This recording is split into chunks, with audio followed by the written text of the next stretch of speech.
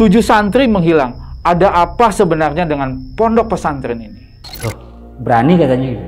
Saya jadi bingung bang. Maksudnya nanya kok berani gitu. Emang kenapa gitu? Saya tanya lagi balikan. Enggak, berani aja. Enggak, emang kenapa? Saya juga makin penasaran. Akhirnya saya cerita. Saya ada ngalamin ketemu perempuan berbeda-beda nih 8 kali nih selama saya mondok. Saya bilang gitu. Emang kayaknya nggak ceritain. Emang di sana nggak ada yang cerita. Nggak ada, saya bilang. Nah di situ akhirnya baru udah diceritain bang. Ternyata tahun 90-an itu setiap tahunnya itu ada santriwati yang hilang. Iya, di setiap kelulusan. Halo Sobat Buntu, Assalamualaikum. Balik lagi dengan saya, CEO Jalan Buntu. Gimana nih kalian? Udah pada dapet THR apa belum? Jangan lupa kalau belanja jangan dihabisin karena masih ada kehidupan setelah Lebaran. Dan di video kali ini kita sudah kedatangan seorang narasumber yang akan bercerita tentang pengalamannya dia pada saat dia mondok. Dan langsung aja kita gas kenalan. Abang, kenalan dulu. Ya. Namanya siapa? Saya Basit. Oh, dari mana? Dari Jakarta Pusat. Jakarta Pusat. Ya, di Menteng sih. Aslinya mana sih? Aslinya bapak saya Arab, ibu Medan. Wih, bagus dong. Nge-cross ya? Nge-cross ya, langsung ya. Kita pesan minum dulu ya. Oh ya boleh. Oke, Mbak. Iya. Nah, ini sajen dari Jalan Buntu mau minum apa? Banyak juga menunya ya. Iya. Tapi kayaknya kopi hitam boleh sih. Nah, kopi hitam nih pelet, saya air putih. Ya. Abang, katanya anak pondok ya dulunya ya? Iya, saya sempat dimasukin pesantren karena nakal waktu SMP-nya. Terus selama mondok, sosok apa nih yang sering mengganggu abang? Saya ketemu 8 sosok perempuan yang berbeda-beda. Oh. Dan ternyata itu ada alasannya sih. Oh ya? Iya. Banyak amat nih bang. Iya. Oke, tahan dulu ya. Habis ini kita lanjut ya. Siap. Nah, Sobat Buntu, pokoknya jangan kemana-mana, siapin cemilan sama minumannya, dan tetap di Jalan Buntu.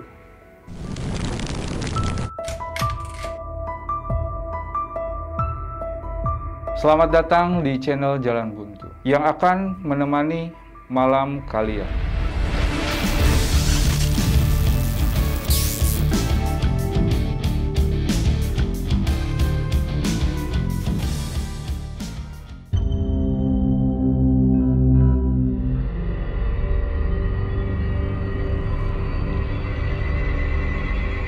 Mbak, nah nih bang pesanannya, silahkan langsung dicobain aja biar lebih rileks. Nih untung diundangnya. Tadi udah buka puasa kan tapi? Oh udah. Siap. Siap. Silahkan dicobain dulu. Oke, saya coba nih ya. Iya. Gimana? Pas. Weh, pas kan? Pas. Oke bang, penasaran nih kelanjutannya. Jadi awal mula cerita mondoknya itu kapan sih? Jadi awal mula ceritanya tuh saya cerita sebelum masuk pondok aja dulu penyebabnya ya bang. Boleh. Jadi waktu saya SMP itu emang saya bisa dibilang tergolong anak yang nakal gitu bang. Ya mungkin karena saya emang anak basket, ada yang bilang playboy lah, ada yang bilang macam-macam deh bang. Pokoknya kenakalan waktu SMP lah gitu. Iya. Dan yang tadinya nggak boleh basket pas lagi istirahat tuh bang, karena baju nggak boleh keringetan. Itu yang saking nakalnya saya bawa bola basket, saya kempesin, saya bawa pompa sendiri. Oh ya? Iya, sampai pokoknya tiap saya basket pas istirahat itu saya kejar-kejaran sama penjaga sekolah bang. Oh, oke. Dan setelah jalanin di SMP negeri di Jakarta. Sorry bang, itu tahun berapa? 97. Jadi saya jalanin sekolah dengan kenakalan saya yang sering bolos juga saya kan. Akhirnya saya nggak naik kelas bang. Waduh. Dari pas di kelas 2 ke kelas 3. Habislah saya dimarah-marahin kan sama keluarga juga, udah capek. Akhirnya saya mau nggak mau terusin lagi di sekolah yang sama bang. Terusin di sekolah yang sama, paling nggak saya ngerem dikit lah bandelnya. Cuma sering dipanggil lagi orang tua saya karena di kenakalannya malah di absensi yang jarang masuk bang. Bolos. Sering bolos. Bolosnya itu ya paling cari lapangan basket bang. Nggak sekolah tuh karena emang lagi gila-gilanya basket bang. Akhirnya saya udah nggak naik, tapi nggak ada perubahan mungkin ya di absensi. Orang tua saya dipanggil. Dan kepala sekolah saya nyampein, saya kalau terusin di situ, saya udah pasti bakal nggak dinaikin kelas lagi. Dan konsekuensinya saya harus keluar. Tapi kalau saya mau pindah sekolah, kepala sekolah saya mau bantu bikin surat pindah. Akhirnya saya pindah ke sekolah SMP. Dan pas saya pindah itu, saya udah mulai berubah lah gitu. Maksudnya ngerem dulu nih, jangan sampai tinggal lagi. Karena udah hampir 2 kali kan. Dan alhamdulillah pas SMP-nya saya selesai bang. Di sekolah yang baru. Tapi ternyata setelah SMP selesai, saya mau masuk SMA. Ada yang ngasih saran ke orang tua saya untuk saya dimasukin pondok aja bang. Pesantren. Karena saya terlalu nakal lah katanya. Nggak bisa diatur lagi gitu. Dimasukin lah saya sama keluarga saya ke pondok pesantren di daerah Jawa Timur. Jadi suasana pesantren saya itu bang. Dari turun bis itu. Masuk ke dalamnya harus jalan atau enggak naik beca bang. Tapi jalanan besar sih, sekitar 200 meter. Itu pas masuk ke dalam kita disambutnya tuh ada jembatan kali bang. Dan itu saya lihat ada batu panjang 4 meter itu berbentuknya buaya sih. Oh ya? Iya. Bentuknya benar-benar buaya kayak yang udah lama tapi kayak yang udah keropos aja bang. Tapi bentuk buaya sama muka mulutnya sama buntutnya itu masih jelas banget. Saya lihat, saya pikir itu kan cuma buatan tangan aja sih, kayak batu kali, cuma di tengah kali gitu. Akhirnya saya datang di pondok pesantren saya itu, lingkungannya itu bang luas, tapi di situ bermacam-macam asrama atau pondok bang. Jadi bukan pondok saya aja, bukan asrama saya doang. Ada yang lain. Ada yang lain, ada pondok A, pondok B, pondok C gitu bang. Nah jadi pas masuk itu sebelah kanan ini sekolahan. Kita terus lagi ada lapangan luas dan masjid besar. Dan kebetulan asrama saya yang pertama di sebelah kiri. Awal mula jalanin lumayan kaget juga sih bang. Karena saya nggak terbiasa mungkin ya. Itu yang jam 4 itu kiai saya udah bangunin. Udah harus sholat subuh siap-siap. Yang nggak bangun udah pasti disiram air atau nggak dicipratin gitu bang. Terus abis subuh itu kita harus ngaji bang. Sampai jam 6. Sampai jam 6 ngaji. Habis itu kita siap-siap buat sekolah. Habis sekolah pas zuhur itu kita sholat biasa. Itu nggak ada kegiatan ngaji atau baca kitab kuning yang belum ada kalau zuhur. Dan setelah asar itu baru kita ngaji lagi bang. Baca kitab kuning sampai jam 4 istirahat. Lanjut lagi ke maghrib. Kita sholat maghrib. Baru baca kita ngaji lagi. Sampai habis isya kita masih ngaji. Habis itu kita tidur. Kegiatannya gitu aja terus bang. Tidur jam berapa maksudnya? Tidur itu setelah ngaji itu biasanya jam 9 selesai. Dan santri itu biasanya ada yang tidur, ada yang masih main juga nggak masalah. Yang penting kegiatan asrama itu nggak boleh ditinggalin sih. Karena semuanya ada konsekuensi kan. Kaget lah saya sama suasana yang saya jalanin itu karena nggak terbiasa. Dan kebetulan saya orangnya risih sama keramaian bang. Jadi di asrama saya itu kan kamar di bawah ada kamar juga, tapi itu kamar santri yang lama yang rencananya mau direnovasi. Dan santri itu sekarang yang laki-laki tinggalnya yang di atas bang. Kalau yang di atas itu ada sekat-sekat kamar, ada 4 kamar, mungkin santrinya kurang lebih 100 berapa gitu, saya lupa. Karena saya risih, saya putusin, saya mau tidur di kamar yang lama, yang di bawah nih bang. Yang kebetulan emang lapang aja sih, luas gitu. Cuma yang di situ santri-santrinya cuma saya sama 2 orang lagi aja yang tidur di situ. Dan emang kamarnya kurang udah kotor sih, udah bisa dibilang kotor karena plafonnya juga udah bolong-bolong. Jadi kayak bener-bener bangunan yang mau direnovasi cuma belum. Akhirnya saya putusin tidur di situ.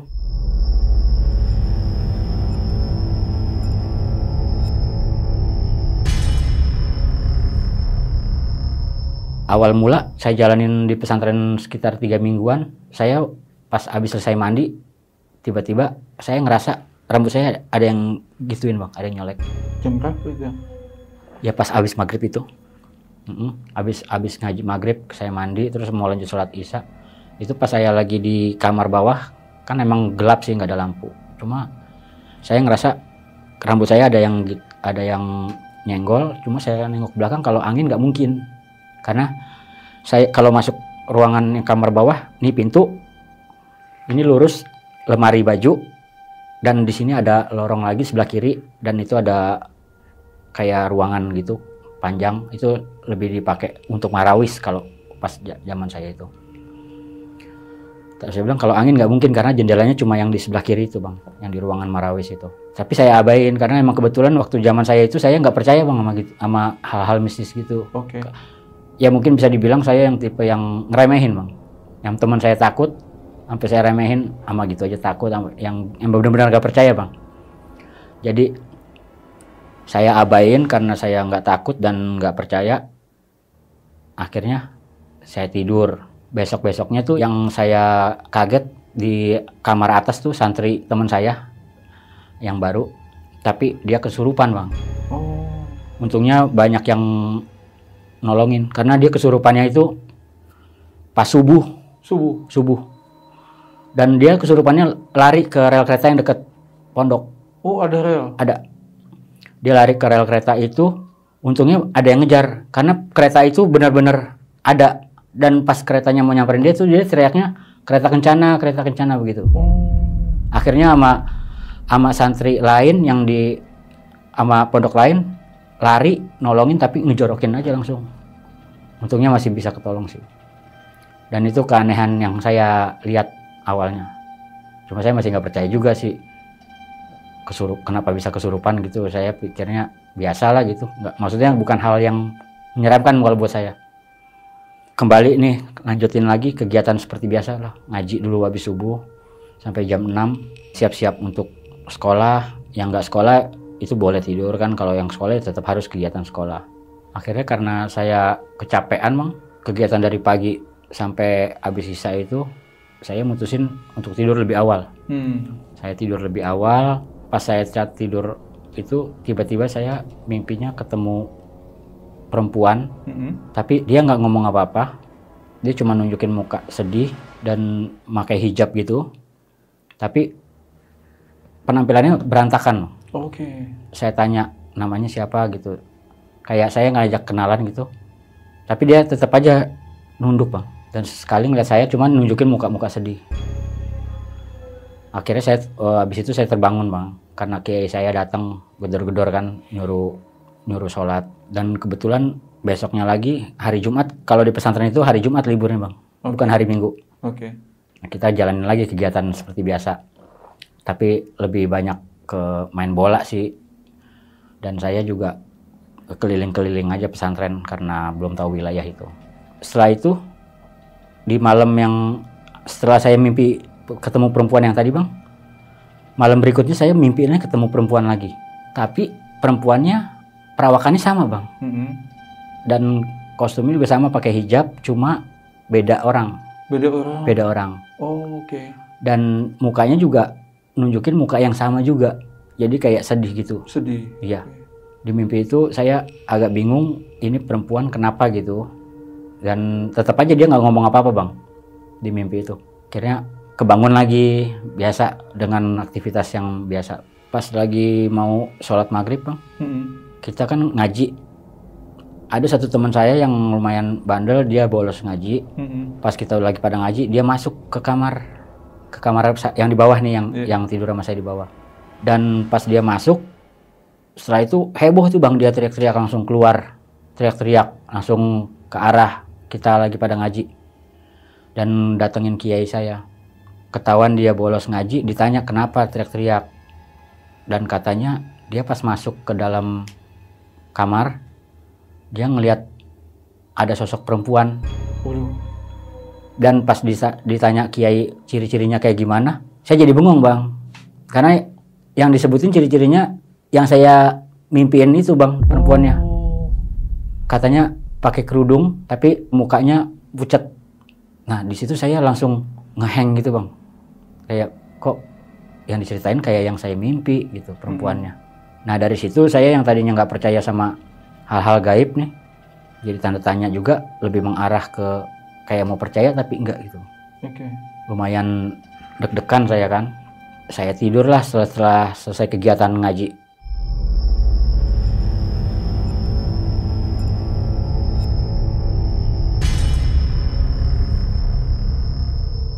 Pas saya lagi tidur, itu di kamar yang atas teriak lagi bang. Dari kamar yang kebetulan santri lagi pada pulang, ada satu santri yang nggak pulang, satu kamar sendiri. Dan dia teriak kayak kesurupan gitu. Jam berapa itu? Jam 1 katanya sih karena dia sakit, jadi dia bengong. Dan saya jadi bingung juga kenapa di sini banyak kejadian-kejadian yang saya nggak percaya gitu kan. Dikeluarin sama kiai, tidurlah saya lagi. Saat saya tidur, padahal baru sebentar kan, itu dari jam 2 ke subuh itu kan sebentar. Tapi saya mimpi ketemu lagi bang perempuan. Mimpi lagi? Mimpi lagi ketemu perempuan, dan beda. Beda lagi? Iya. Perawakannya juga tetap sama gitu loh, pakai hijab kayak perawakan santriwati bang. Iya. Di situ mimiknya lebih serem bang. Serem? Seremnya bukan serem kayak mukanya hancur atau gimana, dia lebih kayak menahan amarah sih bang. Oke. Tapi nggak nyerang saya. Kaget saya kebangun lagi. Akhirnya saya jalanin lagi kegiatan seperti biasa. Dan udah jalanin seminggu saya ngalamin mimpi itu, saya masih tanda tanya sih bang. Cuma saya bukan tipe orang yang sedikit-sedikit saya cerita ke orang gitu, enggak. Oke. Cuma saya orangnya lebih, misalkan saya ada alamin kejadian-kejadian yang saya belum tahu penyebabnya, saya lebih milih untuk cari tahu kenapa begitu sendiri. Tapi karena kejadian itu saya yang lihat banyak yang sering kesurupan, karena saya nggak terbiasa sama suasana pesantren, saya pulang bang diam-diam.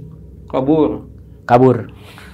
Saya kembali ke Jakarta, kiai saya nyariin saya kemana-kemana, terus akhirnya nelfon ke orang tua saya, akhirnya dikasih tahu lah saya pulang. Padahal belum saatnya gitu, dan sekolah saya juga akhirnya bolos mau nggak mau. Di sana itu pesantren kalau kita pulang 1 hari di waktu yang belum waktunya, pasti ada konsekuensinya bang. Oke. Konsekuensinya itu saya harus ngaji ziarah ke kuburan bapaknya kiai saya. Iya. Emang jaraknya nggak terlalu jauh, cuma dia kuburannya tuh agak jalan kesananya tuh kayak ke hutan-hutan gitu bang. Dan saat kalau kita kita pulangnya 1 hari itu yasinnya 5 kali. Karena saya pulangnya 2 hari jadi 10 kali. Akhirnya saya disuruh balik lagi sama orang tua saya ke pondok saya, dan kebetulan ada teman saya juga ternyata yang pulang 1 hari. Setelah ngaji Isya itu saya harus ke ziarah, jadi malam-malam bang. Oh, ziarah malam. Ziarah malam. Jadi karena saya masih takut gitu, saya putusin jam 10 itu saya mau nggak mau harus ke kuburan bapaknya kiai saya untuk jalan hukuman, baca Yasin 10 kali kan. Nah pas saya jalan ke makam bapaknya kiai, itu kan suasananya kayak hutan gitu, cuma lebih banyak ke pohon-pohon yang bambu. Dan di situ saya ngalamin gangguan juga sih bang. Oh. Pas saya lagi jalan itu ada suara-suara pohon-pohon yang bergesekan gitu. Karena kan kalau bambu itu kan padat. Iya. Nah saya sempat kaget itu, saya nggak tahu kenapa pas kaget itu saya langsung merinding semua. Dan saya mau lari juga, teman saya tapi ini megang saya, nahan gitu kan. Karena dia juga berdua, karena dia ketakutan. Kan saya dihukum, dia pulangnya sehari cuma. Akhirnya udah tuh saya jalan cepet tuh ke makam, karena nggak mungkin balik lagi. Kalau saya balik lagi pasti kiai saya tahu. Nah pas saya mau sampai ke makam itu ada pohon bambu. Kalau bambu kan biasanya kalau miring begini bang. Iya. Nah ini miringnya tuh kayak yang begini. Oh, oke. Sampai tanah. Teman saya ngebisikin, itu pohon bambu jangan dilangkain katanya. Lewat pinggir aja, lewat pinggir. Saya pikir emang kenapa? Biar cepet lah. Enggak usah lewat pinggir.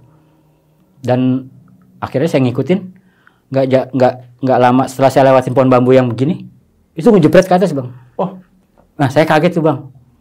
Dan dalam hati saya langsung, untung saya ngikutin dia gitu. Kalau saya tetap ngelangkain, mungkin pas ngejepret itu kan alat vital saya mungkin pecah bang. Iya, karena itu ternyata kayak ada yang mau isengin bang. Iya. Iya, dan itu saya amat kaget, saya lari akhirnya. Itu saya baca Yasin udah nggak, dari saat Yasin pertama kedua masih konsentrasi. Iya. Yang seterusnya itu kita ngaji itu gangguannya banyak sih bang. Oke. Sampai teman saya udah selesai 5 kali, dia mau pulang, saya tarik bang. Saya bilang temenin dulu gitu, saya bilang. Saya nggak berani. Teman saya akhirnya untungnya ngertiin saya gitu. Akhirnya dia nemenin saya sampai saya selesai. Pulanglah saya ke arah asrama lagi bang. Dan pas pulang itu saya bener-bener adrenalin saya tuh udah nggak karuan sih, udah mikirnya udah kacau aja gitu. Sampai pas lewatin pohon bambu lagi, tiba-tiba itu pohon bambu ada yang kayak obrak-abrik gitu bang. Dan itu rasanya saya udah benar-benar ketakutan.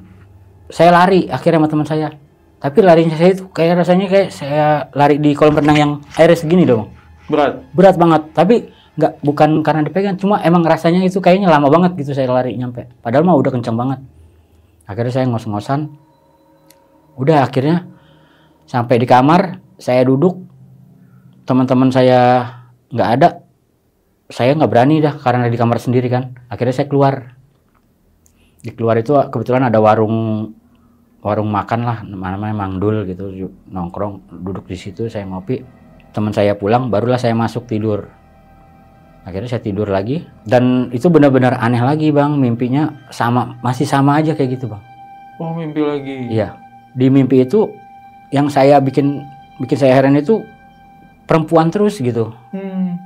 Karena awal mula kan saya pikir normal, cuma nih karena mimpinya perempuan terus dan biarpun berbeda-beda tapi dengan kayak outfitnya santriwati gitu sama, saya jadi tanda tanya kan, ada apa sih ini sebenarnya nih? Kenapa sih saya dimasukin pondok malah kayak begini gitu? Saya benar-benar nggak kuat, pengen pulang juga nggak berani gitu. Saya mau minta pindah, nggak usah di pesantrenin, tapi keluarga saya udah ngancam kalau nggak pesantren udah nggak sekolah seterusnya. Oke. Udah akhirnya mau ngomong saya jalanin itu aja terpaksa kan. Pernah di suatu saat pas saya nggak bisa tidur bang. Jadi kan dekat asrama saya itu ada masjid gede.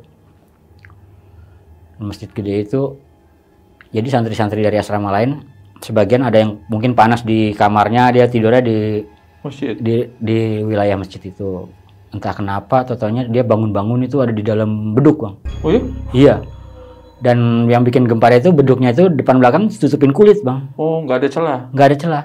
Dan dia ada di dalam situ dan sampai getok-getok itu orang jadi semua santri, semua kiai heboh kan. Dia dipindahin jin ternyata bang. Karena dia tidurnya tuh nggak wudu dulu dan maksudnya nggak dalam keadaan bersih. Karena saya udah mulai percaya nih ke tempat manapun kalau nggak ada orang atau wilayahnya sepi itu, saya udah ngerasain kayak paranoid sendiri sih bang. Jadi singkat cerita, saya tidur lagi bang. Dan di situ saya ngalamin kejadian yang aneh lagi. Maksudnya saya ngalamin mimpi itu lagi bang. Tapi dengan orang yang beda lagi. Dan suasana mukanya tuh sama, tapi dia sedih, berantakan. Akhirnya saya kebangun. Akhirnya saya mutusin untuk ceritalah ke teman saya. Udin aja ya panggilnya. Din, gue mau nanya, saya bilang, lu pernah nggak sih di sini mimpi tentang hal-hal yang kayak cewek gitu? Dia bilang dia nggak pernah bang. Dia aja katanya tidur belum tentu kalau ada mimpi katanya gitu. Dan saya bingung kan, masa nggak pernah mimpi? Saya bilang, lu pernah nggak mimpi ketemu perempuan gitu? Dia malah penasaran ke saya. Dia nanya, emang ada apaan sih katanya gitu. Saya ceritain lah bang. Akhirnya dari pertama saya mondok, nggak tahu kenapa saya mimpi ketemu perempuan yang sama-sama saya sebutin detailnya. Dan dia kaget bang. Lah itu kan yang diliatin sama si Topik katanya gitu. Oh. Yang teman saya yang lari itu. Oh oke. Yang pas yang dia bolos ngaji. Iya. Kok bisa sama? Iya makanya saya bilang gitu. Tanda tanya nih malah saya berdua. Teman saya nyaranin ke saya bang. Coba aja sampein ke kiai saya gitu kan. Kali aja tahu katanya. Pasti ketahuan tuh katanya. Kenapa-kenapanya katanya gitu. Mau nggak mau saya beraniin diri lah. Saya menghadap ke kiai saya. Saya ceritain, Kang, maaf saya bilang, ada yang mau saya sampaikan selama saya jalanin pesantren ini. Saya nggak tahu kenapa, saya sering banget mimpi apa katanya. Saya kasih tahu lah lebih jelasnya, saya mimpi ketemu perempuan Kang, tapi perempuannya itu beda-beda, tapi kok penampilannya sama kayak santri sih Kang gitu. Saya bilang, emang di mimpi itu kamu nanya apa katanya gitu. Nggak dijawab, perempuannya diam aja Kang, saya bilang. Kamu kurang baca-baca sih kalau mau tidur katanya gitu. Itu cuma mimpi biasa, makanya besok-besok kalau mau tidur baca-baca aja katanya gitu. Saya bingung juga nggak dapat jawaban. Akhirnya udahlah, saya mutusin tidur lagi. Tapi saya coba baca-baca doa. Pas baru mau merem, kan plafonnya dia bolong. Baru berapa lama itu saya kayak apa sih kalau ketiban kayak rep-rep ya. Saya ngerasa kayak rep-rep gitu, tapi saya masih bisa ngintip. Dan di plafon itu ternyata ada kaki goyang-goyang gitu. Dan bajunya baju gamis. Itu saya mau lari sebenarnya, cuma nggak bisa. Akhirnya saya baca doa. Saya mau baca doa di dalam hati, itu sama juga saya nggak bisa ngucap saking kayak ketekannya gitu dada saya. Berapa lama setelah itu saya bisa bergerak, saya lari lah itu dengan napas yang benar-benar ngos-ngosan banget. Dan teman-teman santri yang di kamar atas pada turun nyamperin saya karena saya di bawah itu udah benar-benar kaget, udah benar-benar ketakutan. Akhirnya ditanya kenapa katanya gitu. Saya ceritain, gue lihat kaki tadi di atas di plafon katanya gitu. Hah, bener katanya. Akhirnya dilihat sama teman-teman yang lain, nggak ada apa-apa. Iya. Saya dibilang halusinasi aja kali katanya gitu. Saya juga nggak berani akhirnya tidur di kamar itu lagi bang. Saya tidur di kamar atas bang. Oke. Iya, gabung dengan santri-santri yang lain. Minta pindah? Enggak, saya karena nggak berani aja. Karena habis lihat kaki itu saya nggak berani masuk situ lagi. Akhirnya saya tidur di atas. Dan singkat cerita hari Jumat itu pas habis sholat Jumat, karena libur saya akhirnya jalan-jalan lah tuh ke Balong. Ada di dekat pesantren saya namanya, ada sebutnya Balong. Kolam ya? Iya, sawah depannya.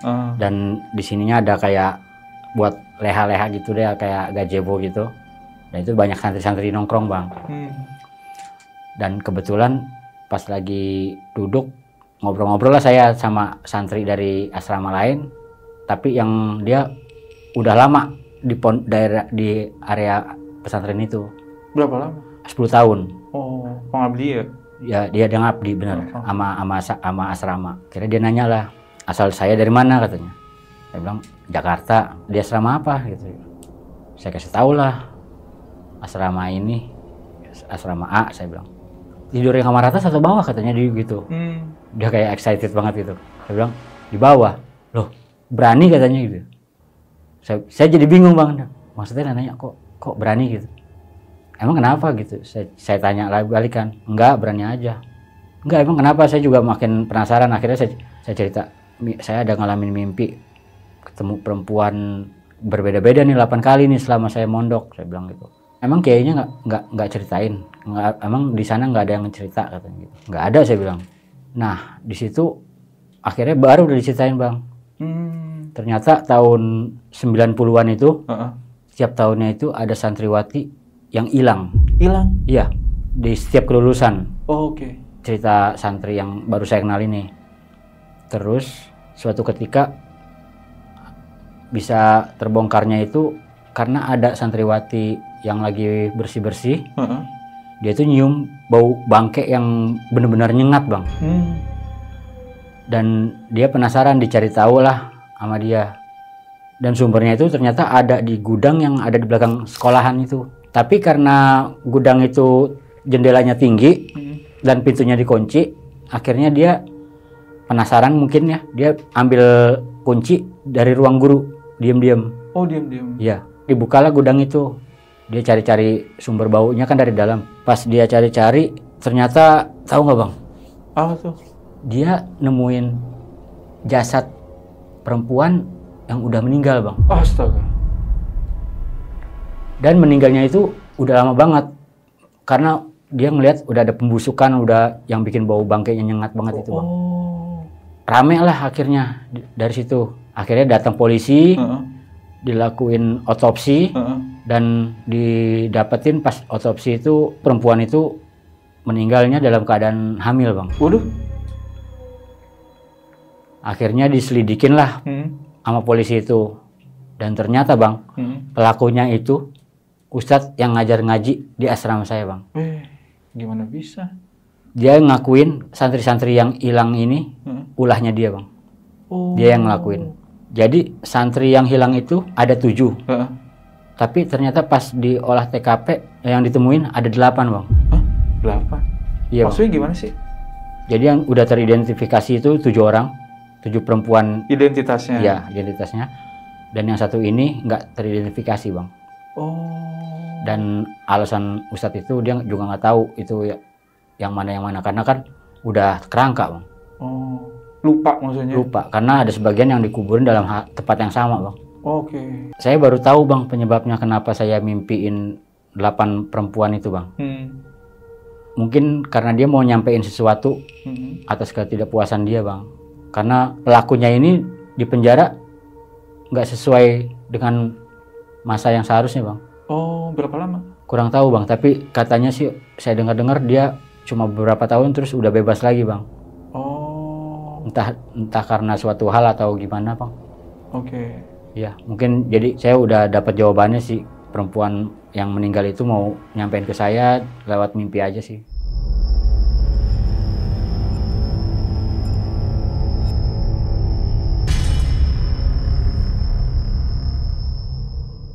Dan setelah kejadian itu, kebetulan saya kenaikan kelas bang. Kelas berapa? Saya alhamdulillah naik ke kelas 2 SMA. Alhamdulillah. Nggak tinggal lagi bang. Dan kebetulan pas kenaikan itu kita boleh pulang bang. Oh. Akhirnya saya pulanglah ke Jakarta. Tapi pas saya pulang ke Jakarta, saya mohon sama orang tua saya bang. Saya nggak mau di pesantren lagi. Oke. Saya udah bilang saya nggak mau balik lagi, saya bang. Biarpun dipaksa saya nggak bakal mau balik lagi. Akhirnya orang tua saya ngedesak saya, nanya, emang kenapa? Alasannya kenapa? Emang gimana? Dikiranya saya berantem sama orang sana bang. Apa dikira orang tua saya bikin rusuh di kampung orang atau gitu. Akhirnya saya ceritalah kejadian yang saya alamin itu sama yang saya lihat kan. Dan alhamdulillahnya orang tua saya ngerti bang. Dan setelah saya cerita, orang tua saya ngerti. Oke, saya mau boleh sekolah di Jakarta lagi. Tapi dengan syarat ya saya, kalau sekali saya buat kenakalan lagi atau sampai orang tua saya dipanggil kepala sekolah lagi, orang tua saya nggak bakal lanjutin sekolah saya lagi, maksudnya angkat tangan gitu. Akhirnya saya setujuin bang. Akhirnya setelah itu udahlah, saya nggak berani balik lagi. Akhirnya saya pindah di Jakarta bang. Sama saya pengen tanya, emang tersangkanya itu cuman Ustadz aja ya? Nggak ada tersangka yang lain gitu? Nggak ada bang. Jadi cuma Ustadz itu aja. Jadi yang santriwati itu.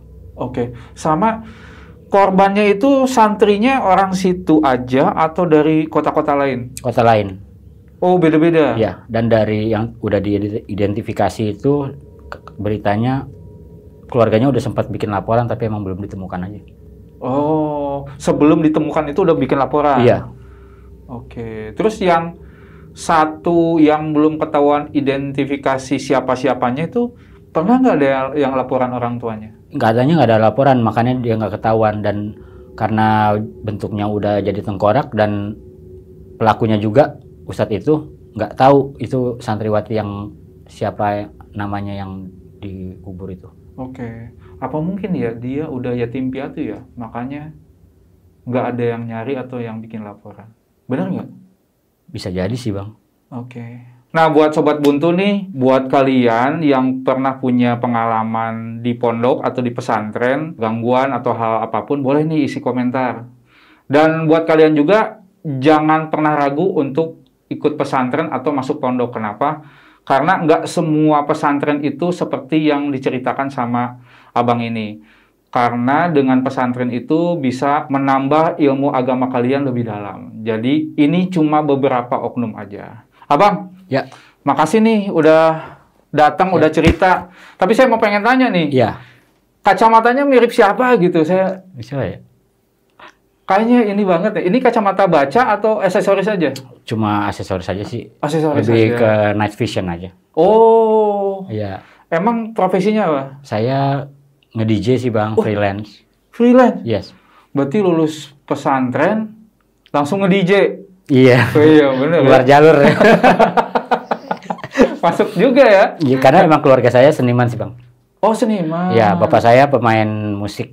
Cuma lebih banyak dipanggil orang Arab karena bapak saya kan Arab. Iya. Dan mainin musiknya kayak dangdut, Arab, India. Oh, tapi abang pas nge-DJ lagunya lagu Arab atau lagu apa? Enggak, Bang. Oh, Tergantung request aja. Oke. Tapi ada sih. Oh, Iya. ini penampilan kalau nge-DJ begini, rapi?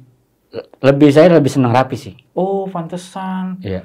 Saya unik banget. Oh gitu. Iya, tapi Kenapa ungu? Ini bajunya ungu, sepatunya ungu. Ya emang Favorit, warna favorit. enggak, emang saya sepatu banyak sih. Jadi menyesuaikan warna baju aja sih, Bang. Oh, temanya hari ini ungu. Iya, namanya. Oke, Bang, terima kasih banget Ya, sudah sama-sama. datang. Salam buat keluarga. Iya, terima kasih udah diundang juga. Iya. Untung undangnya habis terawih jadi bisa minum kopi nih. Iya. Silakan, Bang. Iya, siap. Oke, Sobat Buntu, itulah pengalaman mistis yang diceritakan pada saat pesantren. Dan buat kalian nih yang menunaikan ibadah puasa, jangan lupa niat dan jangan telat sahurnya. Dan tetap tonton terus video-videonya Jalan Buntu.